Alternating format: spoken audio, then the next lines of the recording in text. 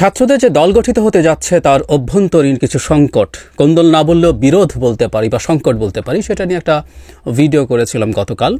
সেই ভিডিওতে প্রথম আলোতে প্রকাশিত একটা খবরকে ভিত্তি করে কথা বলেছি। আপনারা নিশ্চয়ই হয়তো খেয়াল করেছেন, আমি প্রকাশিত খবর ছাড়া আমি কোনো আলোচনা করি না। আমার কাছেও প্রচুর পার্সোনালি দেয়া তথ্য থাকে, অনেকে দিতে চান, কিন্তু আমি কথা বলার ক্ষেত্রে এটাই ফলো করি। তো সেখানে সাবেক শিবির বলে একটা গ্রুপ বা বর্গের কথা ছিল এবং সেটা প্রসঙ্গে আমি কয়েকটা মন্তব্য করেছিলাম।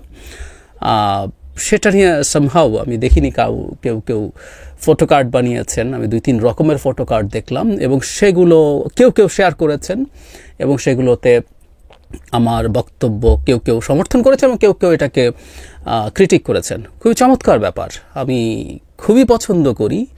আমরা আসলে যে সমাজটা দেখতে চাই সেখানে আমরা তর্ক বিতর্ক করব, ডিবেট করব, কখনো ঝগড়াও হয়ে যাবে, কিন্তু আমরা সহাবস্থান করব। আমি যে ধরনের বাংলাদেশ, যে ধরনের উদার গণতান্ত্রিক বাংলাদেশ দেখতে চাই, তাতে এটা খুবই প্রিরিকুইজিট।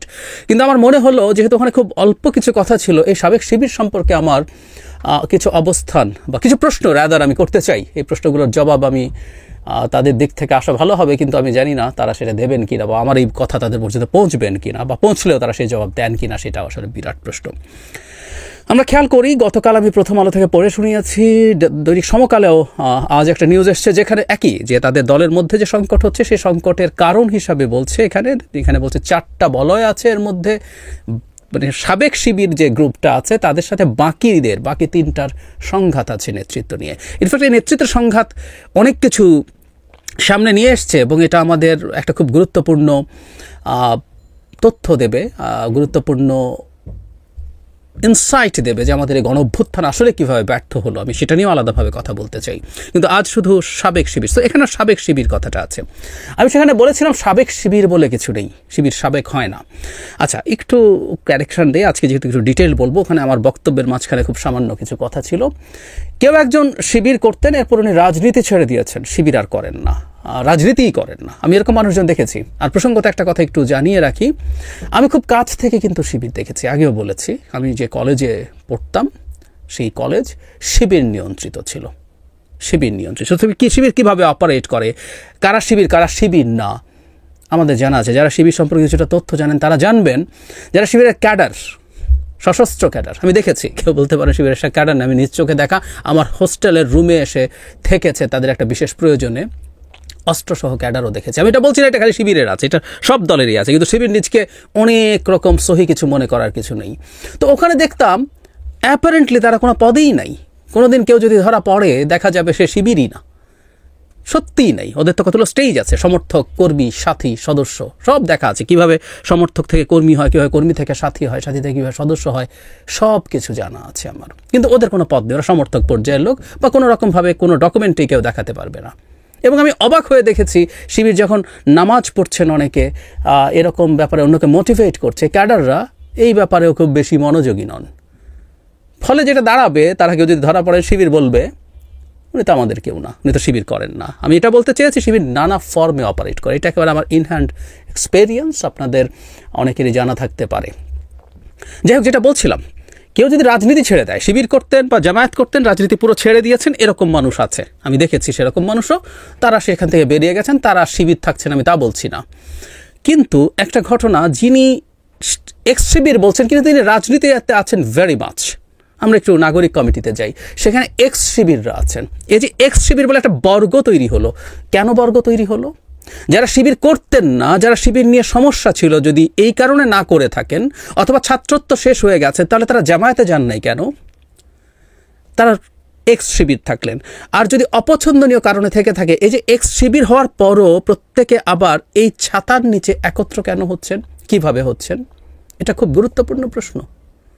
তাহলে তাদের কোনো একটা না কোনো আইডিওলজিক্যাল অবস্থান আছে, সেটা কি, সেটা কেন তারা কিসের ভিত্তিতে তারা একত্র হয়েছেন? কোনো একদিন যদি তাদের ভুল মনে হয়ে থাকে শিবির করা, সেই ভুল করেছি আমরা একসাথে, তাই আমরা এখনও একসাথে আছি, নাকি আমরা শিবির করতাম, এখন আমরা অন্য কোনোভাবে অপারেট করতে চাই? সেটাই ছিল আমার প্রশ্ন আসলে। সো যেসব শিবির এক্স বলছেন কিন্তু রাজনীতিতে আছেন এবং অত্যন্ত ইন্টিগ্রেটেড আছেন, একটা সাবগ্রুপ তৈরি করছেন একটা মানে দলের মধ্যে, সেটাকে ঠিক এক্স শিবির হালকাভাবে ছেড়ে দেওয়া উচিত বলে আমি মনে করি না। জামায়াত এভাবে অপারেট করে, আমরা আশপাশের অনেক মানুষকে দেখেছি, আমার দেখা আছে, ব্যক্তিগতভাবে বলছি, কেউ কেউ ফাইন্যান্স করেন শুধু। এবং এটা বিএনপি আওয়ামী লীগকে ফাইন্যান্স করার মতো না। বিএনপি আওয়ামী লীগকে অনেক সময় দেখা যায় ব্যবসায়ীরা ফাইন্যান্স করেন, এখানে ব্যবসায়িক সুবিধা নেবেন, কিন্তু আইডিওলজিক্যাল পয়েন্ট অফ ভিউ থেকে জামায়াত শিবিরকে ফাইন্যান্স করা মানুষজন আমি দেখেছি, আমার খুব কাছের মানুষও ছিলেন। তারা কোনো বেনিফিট নেবেন কোনো দিন, কারণ শিবির তো ক্ষমতায় আসতে যাচ্ছে না, জামায়াত ক্ষমতা আসতে যাচ্ছে না, তারপরে তারা করেন আইডিওলজিক্যাল অবস্থান থেকে, এবং তারাও আসলে অন্তর্গতভাবে জামায়াত বা শিবির। আমি এটা বলতে চাইছি, শুধু পদে থাকা না, পদে না থেকেও নানাভাবে আসলে জামায়াত শিবিরের পারপাস সার্ভ করার মতো মানুষ সমাজের বিভিন্ন জায়গায় আছে। এবং কেউ আমাকে ভুল বলতে পারেন, কিন্তু আমি মনে করি এটা জামায়াতের অভ্যন্তরীণ একটা কৌশল। তারা কখন আওয়ামী লীগে গেছেন, এটা নিয়ে আলোচনা সমালোচনা আছে। পদে গেছেন আওয়ামী লীগের, মানে আওয়ামী লীগের পদে যেতে হবে বাঁচার জন্য আওয়ামী লীগ থেকে। I don't by this argument, I don't by this. Awami লীগের পদে গেছেন আসলে তাদের কোনো না কোনো একটা কৌশলের অংশ হিসেবে, কারণ আওয়ামী লীগের বিরোধিতা করায় সমস্যা ছিল। আওয়ামী লীগের বিরোধী না হয়ে নিউট্রাল থাকলে কোনো সমস্যা হতে বলে আমি মনে করি না। সুতরাং রাজনীতি করতে পারি না শিবির বা ছাত্রদল বা আর কোনো রাজনীতি করতে পারি না, আমি নিউট্রাল ছাত্রের মতো আছি, সেটা একটা ব্যাপার। আর আমি কি আওয়ামী লীগ করছি, শেখ হাসিনার পচা নোংরা আওয়ামী লীগ, এটা বিভৎস, এটা অসভ্যতা। কিন্তু এটাও শিবির করেছে তার কৌশলের অংশ হিসেবে, এটা প্রকাশ্যভাবে তারা এটা জানিয়েছেন আমাদেরকে। সুতরাং শিবিরের নানা রকম কৌশল আছে, এই কৌশলগুলো আমরা পছন্দ করতে পারি না পারি সেটা আমাদের ব্যাপার, এবং এই কৌশলগুলো দিয়ে তারা আমাদের সামনে বিভিন্ন ফর্মে বিভিন্ন ফরম্যাটে তারা আসলে কাজ করার চেষ্টা করেন বলে আমি মনে করি। সুতরাং এই যে এক্স শিবির যে বর্গটা তৈরি হয়েছে, বিশেষ করে জাতীয় নাগরিক কমিটির ক্ষেত্রে, এটা এক্স শিবির, এরা শিবিরই, এরা এখন জামাতেও যায়নি, এরা এখন একটা নতুন রাজনৈতিক দল হয়েছে। এবং আমি খেয়াল করছি যে এদেরকে কেন্দ্র করেই যাবতীয় সংকট এখন রয়েছে, কার হাতে মূলত এই নতুন দলটা নিয়ন্ত্রণ থাকবে। নিজের এই দল, সাথে প্রক্সি দল, সাথে ওই বি টিম, সি টিম, নানা রকম চেষ্টা তাদের রাজনৈতিক কৌশল হিসেবে থাকতে পারে। এবং আমি একটা জিনিস এটাও মনে করি, খুব সিরিয়াসলি মনে করি, সেটা হচ্ছে, বিশ্বাস করি এটা কোনো একটা দল তার এরকম B team, C team, proxy গণতান্ত্রিক পন্থায় যদি রাখতে চায়, এটা একটা গণতান্ত্রিক পন্থা, তাতে আমি সমস্যা দেখি না। জামাত যদি আরও এরকম অনেকগুলো দল তৈরি করতে থাকে, যেগুলো বিভিন্ন ফরম্যাটে আদতে তার আদর্শের সাথে অ্যালাইন্ড হবে, কাজ করবে, সেটা যতক্ষণ গণতান্ত্রিক রীতিনীতির মধ্যে থাকে সেটা হতে পারে। কিন্তু আমরা আবার যারা এগুলো দূর থেকে অবজার্ভ করি, কথা বলি, অ্যানালিসিস করি, ক্রিটিক করি, তাদের ওই রাইটটাও থাকা দরকার আছে। সুতরাং এই জিনিসটা স্পষ্ট হওয়া ভালো।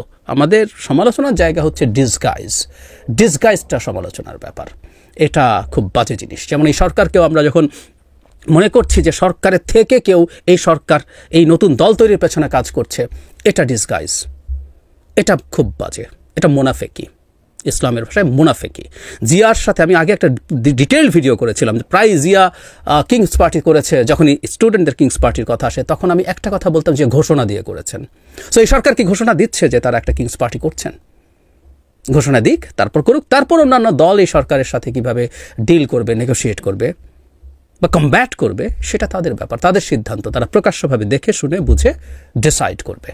ঠিক একইভাবে শিবির, এক্স শিবির, তারা যদি তাদের এই জায়গাটা ক্লিয়ার করে কথা বলতে তাহলে ভালো হতো, কিন্তু তাদের কর্মসূচি, কর্মকাণ্ড দেখে আমরা বুঝতে পারি আদতে কী হতে যাচ্ছে। আর ওই যে শুরুতে বলেছিলাম, আমি প্রকাশিত সংবাদ ছাড়া কথা বলি না, কিন্তু ওই যে খবর তো আসে, এসব দলে যারা আছেন, যারা এই দল তৈরি করার কাজ করছেন, তাদের সাথে যোগাযোগ অনেকের সাথেই আছে। সুতরাং আমরা আসলে ব্যাপারগুলো আরও ভালোভাবে, আরও বিস্তারিতভাবেই জানি। যাই হোক, আমি আমার বক্তব্যটা ক্লিয়ার করতে চাইলাম, আমি এখনও আমার বক্তব্যে স্টিক করছি। এক্স শিবির যারা, অন্তত এই একটু ক্লিয়ার করে নেওয়া ভালো, কারণ আমার ওইটুকু বক্তব্যের মধ্যে ওই সময় আরেকটা ভিডিওর একটা ছোট অংশ ছিল, এটুকু ক্লিয়ার করা যে এক্স শিবির আছেন কিন্তু রাজনীতিতে আছেন এবং তারা একটা বর্গ হিসেবে আছেন, সেটা আদতে শিবির। Damn confident about that. এবং স্টুডেন্টদের যে রাজনৈতিক দল, তাতেও তাদের প্রভাব রেখে জামায়াত চেষ্টা করছে তারা যারা যেহেতু বারবার সেন্ট্রিস্ট কথা বলছেন, সেন্ট্রিস্ট হচ্ছেন, সেন্ট্রিস্ট দল করবেন বলছেন, সেটা না করে তাদের অ্যাটলিস্ট সেন্টার রাইট একটা জায়গায় তাদেরকে রাখার চেষ্টা করবেন, এবং চেষ্টা করবেন তাদের সাথে যাতে ভবিষ্যতে যে রাজনৈতিক অ্যালায়েন্স বা ভোটের অ্যালায়েন্স হতে যাচ্ছে, তাতেও এই নতুন দল যাতে থাকে, সেটাই তাদের প্রধান লক্ষ্য বলে আমি বিশ্বাস করি। এটা তাদের রাজনৈতিক কৌশল, এটাও আমরা যাতে বুঝে শুনে দেখতে পারি। আর আমার নিজস্ব, আমি জাস্ট, অনেকে বলেন আমি খুব নিউট্রাল, না, আমি খুব নিউট্রাল মানুষ না আসলে। আমি অনেকবার বলেছি, আমি আবারও এটুকু বলে শেষ করে আমার একটা জায়গা আছে, কোনো পরিচয়বাদী রাজনীতি আমি এন্ডোর্স করি না, কোনো না। দেখিয়েছিও, বাঙালি পরিচয়বাদের বিরুদ্ধে আমি কথা বলেছি, লিখেছি, প্রথমত ডিটেইলড, বিস্তারিত দীর্ঘ কলাম লিখেছি। সো সেই পয়েন্টে আসলে জামায়াত ইসলামী হোক, ইসলামী আন্দোলন হোক, এনি আদার ইসলামী পলিটিক্স হোক, আমার নীতিগত অবস্থান তার বিরুদ্ধে আছে। So it's my take doesn't necessarily mean always এটা অ্যানালিসিস। টেকের আরেকটা মানে অপিনিয়নও। সো আমার অ্যানালিসিস, অপিনিয়ন, আমার এখানে সব কিছুই থাকবে।